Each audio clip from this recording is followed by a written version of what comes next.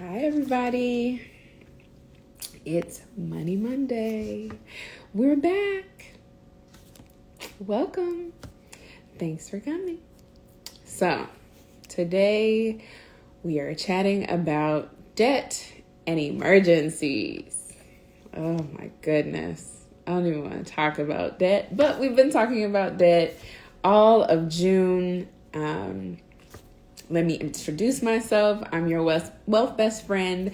I'm Jayla, and this is Money Monday, where we just open up a space to talk safely, judgment-free, no shame about all things money, all things wealth. So today, debt and emergencies. I have a short quote up there that I truly believe, and we'll kind of get into that in a minute, but my advice of the day is just that if anybody says that, personal finance is easy or they make it sound like it's easy, believe me, they are not keeping it 100 with you. This is not easy. It's hard. It really is. It's a lot of moving pieces. It's a lot of unknowns. It's a lot of things that you don't know that you eventually learn the hard way, or it just takes a while for you to understand. It is not easy. So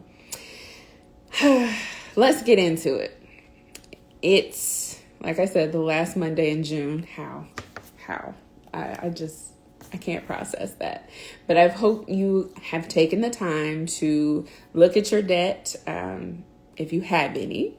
I know some of my bestie community has escaped debt, and I am so proud of y'all. And for those who are still in the struggle, we're looking at it, we're making a plan, and it is okay. We're going to make it out. It's nice to see that others have done it because it lets you know it's possible. So no matter where you are financially, I always want you prepared for the unknown.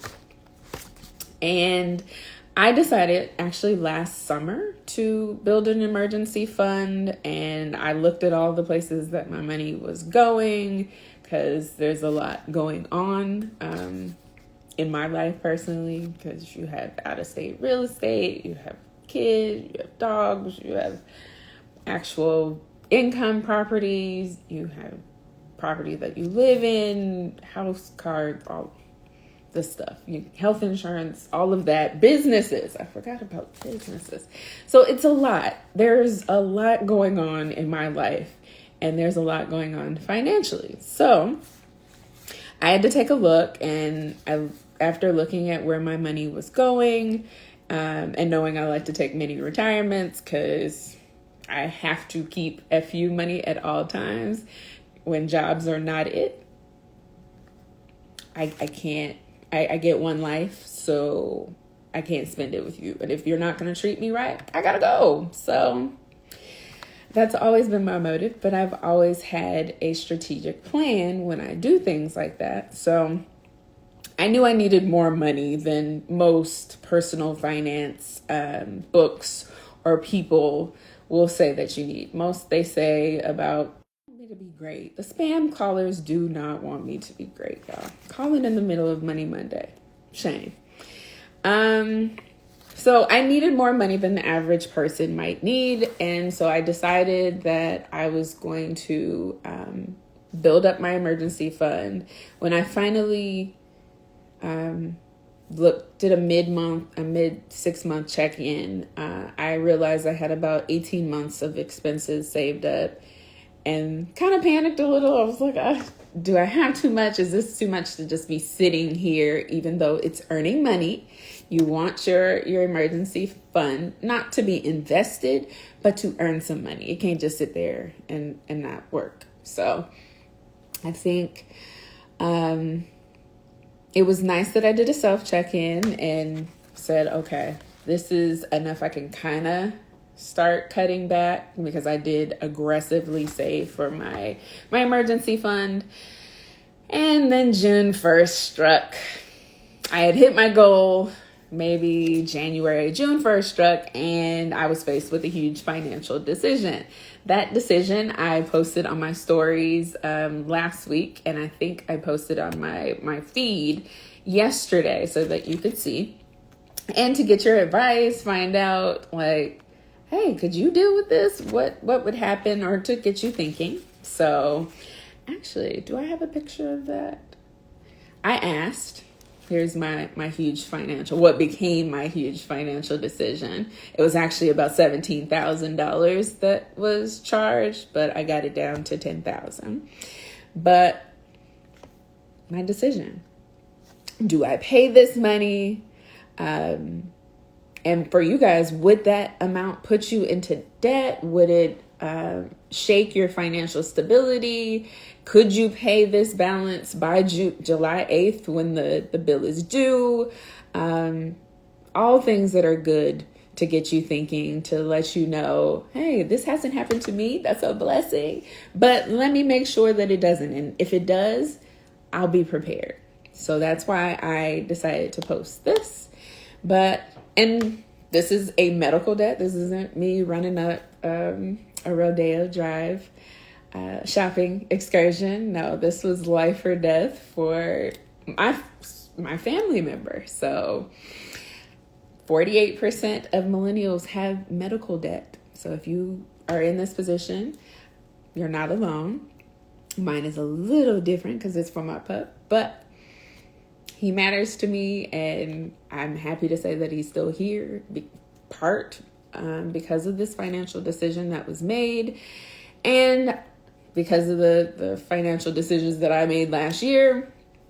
I'm able to pay this now. For those, I think about 49% said that they could pay this balance by July 8th, which is awesome, besties. I appreciate your honesty.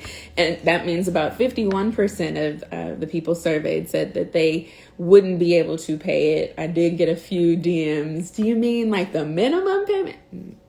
We don't carry balances on credit cards around here. No, that is never the goal. If you charge it, you need to be able to pay it off.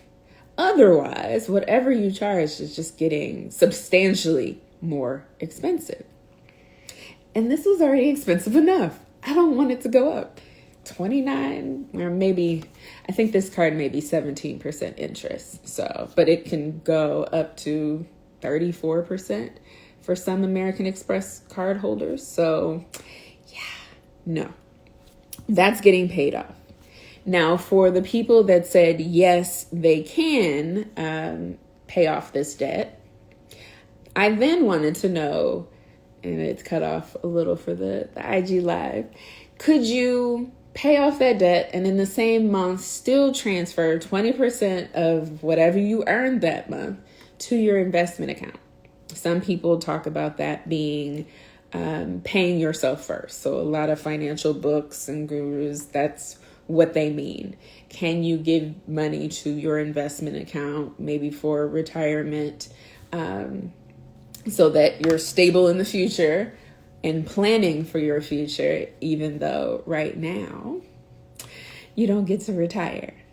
And I think the results of this question were a few less said that they could actually afford to pay the $10,000 unexpectedly and still save for retirement. So it would shake their financial stability a little bit.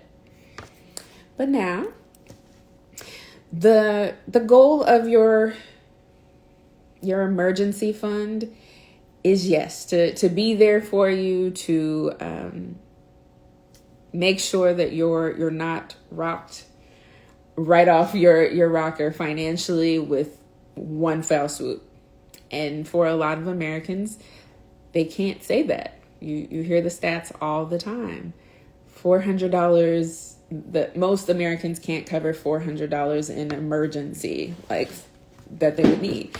Now with my community, you see, most of us, we can cover over that. So we're doing good on that front. But when you have an emergency, you don't want it to affect the rest of your goals and plans that you have in place. So having enough of a fund, and what's for you is going to be for you. I needed more than 18 months, technically. I needed 24 months or something crazy like that. You can have as much of an emergency fund as you need. as long as you're still able to balance. And that's why I say personal finance is not easy. I don't think when we're looking at our budget and figuring out how much we need in our emergency fund that we're thinking, oh yeah, I'm gonna have this medical debt for this event that I don't even expect to happen. We're not. We're just thinking, okay, what does it take for my household bills? What does it take to pay my taxes, my business this, my business that?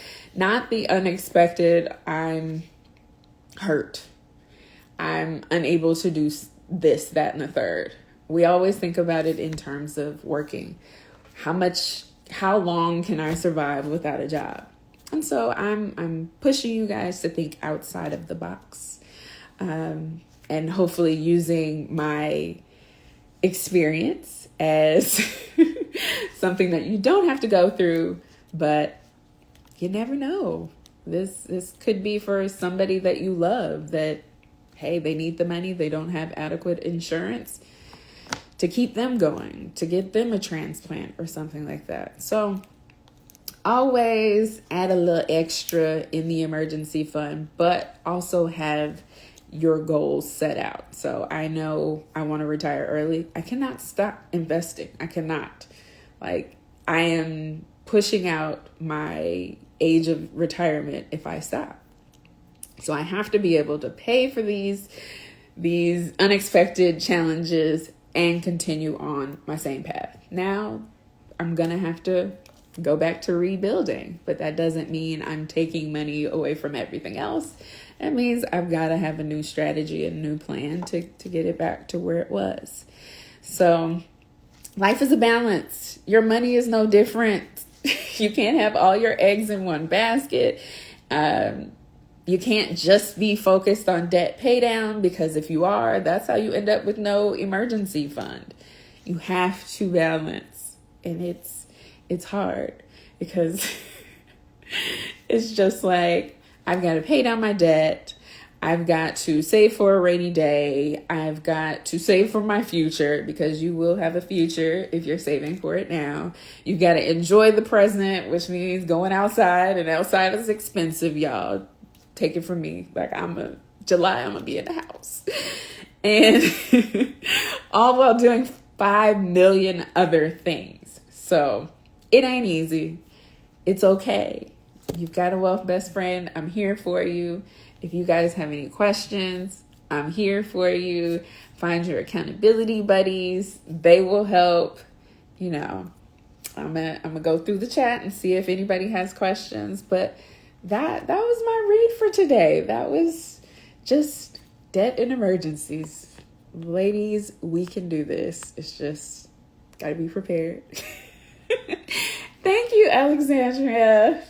I'm trying new things. I literally just go in to my beautician and say, it's yours. Do with it what you will, because y'all see me on IG Live. The hair, I'm not creative. So yeah, thank you. I let her. I give Miss Sheila and She Will Just Be Jazzy all of the credit. Oh my goodness. Thank you guys for coming. Marby, hi. Oh, Marby says that I should make a video about what you buy and not buy throughout the month and how I save money. I think I just posted a meme that said, I just saved $200 by not going to Target and buying deodorant. Legit. That's me. I cannot get out of there for under $60 to $100. So that's how I save myself money. Knowing where I do and do not need to be. I've been great not being on Amazon. They hurt my heart with this Prime Day, because the only thing I ever buy on Prime Day is Audible books. And they normally have a wonderful sale. This year they was on their game. $6 a month. I could normally get a whole year and 24 books. No. They was like, no more, Jayla. No more. Other than that, how do I save money? Just having a plan, setting that goal. Say it's $50,000, setting that goal and then working backwards. how long am I willing to take to build this? A lot of times when you don't give yourself the money, like when you don't see it in your account, you don't miss it. So if you're making $10,000 a month, but you only give yourself $2,000, and you mentally compartmentalize that there was $8,000 other dollars, and you work in the sphere of $2,000, a lot of times you'd be surprised how much you can do on whatever you've given yourself. And then the other portion of the money that you have just goes to where you need it to go to, and you fund a lot faster that way. I also, being money avoidant actually helps me a lot, because I don't look at my accounts that much, but I also don't want much. Like, I am a technology lover, so anything Apple, normally they get my money, and they are nice, and they don't come out with things super regularly. But I've also calmed down on that. Like, I'm not buying it and standing outside for them. I used to, 10 years ago, I was in them lines. Like, I'm going to get this the day it drops. Now it's like, I don't even want this phone. I don't want it. I'm trying to think of other things that you can do to save money. I know it's hard with kids though, because I end up spending the majority of my money on my kid. I don't spend it on me, because I found I don't really want anything. But there's always something the kid can have. Oh, yes, she needs this. She needs lessons. She needs this. She's got to go to karate. Let's go to Disneyland. So she's my downfall, but it's not even her fault. She doesn't even ask for it. Other than that, I hope this was helpful. I'm excited for you guys on your financial journeys, and I will see y'all next week for another Money Monday in July. Love y'all. Have a good one.